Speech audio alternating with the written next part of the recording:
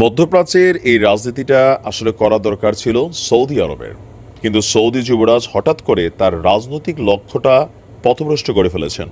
তিনি এখন লক্ষ্য করছেন যে সৌদিকে কিভাবে আপনার কমার্শিয়াল জোন বানানো যায় বা পর্যটন নগরী।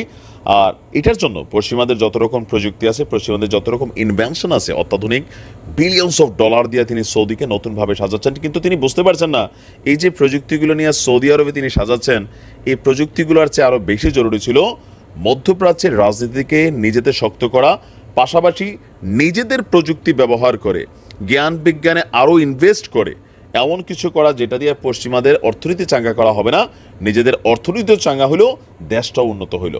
পাশাপাশি যেই রাষ্ট্রগুলা আপনার এই মুহূর্তে একটু এতিম আছে, গার্জিয়ানবিহীন, তাদের সাথে সৌদির অবস্থানটা শক্ত করা। তো এই মুহূর্তে মধ্যপ্রাচ্যের রাষ্ট্রগুলোর মধ্যে একটু এতিম রাষ্ট্র আছে হচ্ছে আফগানিস্তান। আল্লাহ রাবুল আলমিন আফগানিস্তানকে ঢাইলা দিয়েছেন, কিন্তু ঢাইলা দেওয়া জিনিসগুলোকে ব্যবহার করার জন্য টেকনোলজি দরকার।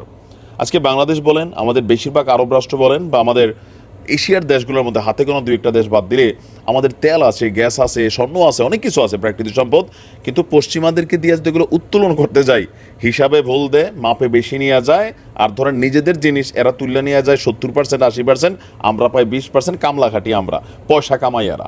তো এইরকম সিচুয়েশনে থাকা আফগানিস্তানের যে প্রাকৃতিক সম্পদ, সেই সম্পদটা ভালোভাবে যেন নিজেরা ব্যবহার করতে পারে, আফগানিস্তান যেন শক্তিশালী হয়, সেই জন্য এক বিরল সিদ্ধান্ত নিয়েছে ইরান।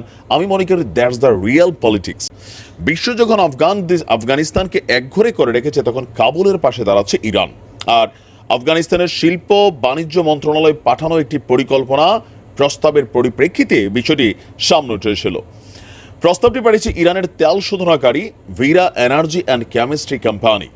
এটা ইরান সরকারের পক্ষ থেকেই এই আমন্ত্রণ। আপনার সংশ্লিষ্ট মন্ত্রণালয়ের মন্ত্রীর সঙ্গে সভা করেছেন কোম্পানিটির প্রতিনিধিরা। আফগানিস্তানের সংবাদ মাধ্যম টোলো নিউজ এই খবর প্রকাশ করেছে।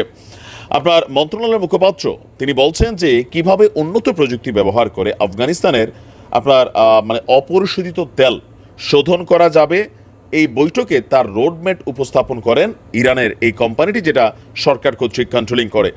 এতে কাবুলের উৎপাদিত তেলের গুণগত মান বহুগুণে বাড়বে বলেও আশ্বস্ত করা হয়। এদিকে আফগানিস্তানের chamber of commerce and investment বলছে স্বয়ংসম্পূর্ণতা অর্জনের জন্য তেল খাতে ছোট বড় শোধনাগার স্থাপন অত্যন্ত গুরুত্বপূর্ণ।